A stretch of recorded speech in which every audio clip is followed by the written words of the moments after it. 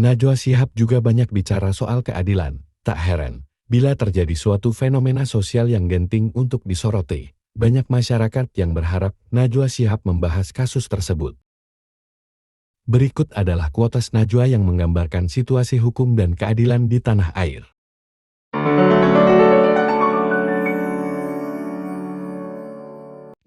Keadilan jadi barang sukar ketika hukum hanya tegak pada yang bayar. Ambisi politik tentu wajar saja, selama pandai menginsafi batasan etika. Wajah penjara cermin hukum negara, sungguh-sungguh atau pura-pura.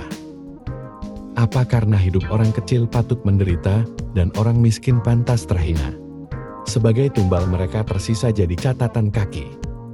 Di pundak pemimpin yang bebas korupsi, disitulah masa depan negeri. Di tengah pusaran kegelapan, kejahatan kerap dimaklumi sebagai kewajaran.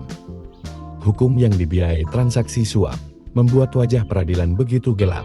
Bagaimana anak muda bisa diam ketika aparat justru miskin teladan? Jangan bosan bicara tentang kebenaran, agar demokrasi tak berakhir dengan sia-sia. Bagaimana mencari pemimpin dengan hemat dan bebas korupsi, di tengah kondisi kepartaian berbiaya mahal, tapi miskin legitimasi. Aroma rempah yang mengundang kolonialisme, derita panjang yang berujung nasionalisme.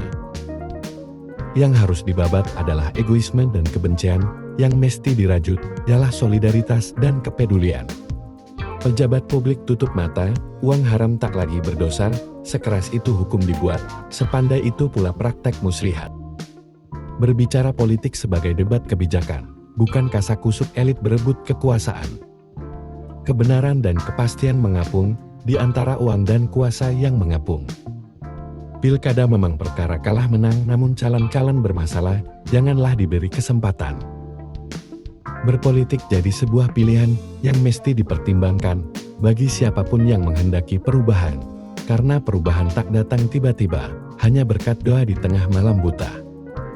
Dalam kondisi darurat korupsi, pejabat negara tetap mencuri silih berganti, sebanyak koruptor masuk penjara, sebanyak itu pula regenerasinya menggarong negara. Itulah kata-kata bijak tentang hukum dari Najwa Shihab.